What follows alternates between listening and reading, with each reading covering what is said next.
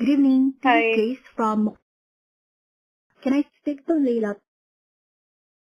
Yes po, speaking. Para saan po ito? Hi po. Reminder na today na po ang due date ng loan nyo. The Oh. payment amount is 6,500 pesos. Kaya po bang bayaran ito by today?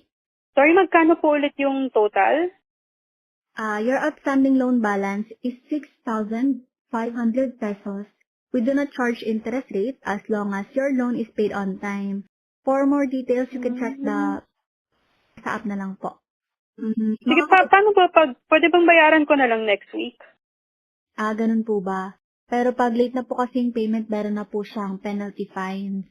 I suggest po na bayaran na ngayon para wala na pong penalty. Kaya po ba? Mga next week na lang po ng Friday kasi wala pa talaga yung sweldo ko. Ganito na lang po. Kahit minimum amount lang na 1,000 ang bayaran niyo today. Kaya po ba? Magkano ba yung penalty? May penalty interest fee po kami na 0.4% ng repayment amount charged daily.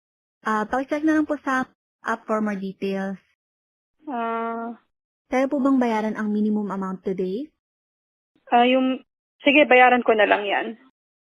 Sige po, hintayin na lang po namin yung payment. Makikita niyo naman po sa app yung payment details and kung paano bayaran. Pag may concerns pa po kayo regarding sa loan, use the agent icon sa app to speak with an agent. Thank you for taking my call. Have a nice day. Okay, sige po. Bye! Salamat.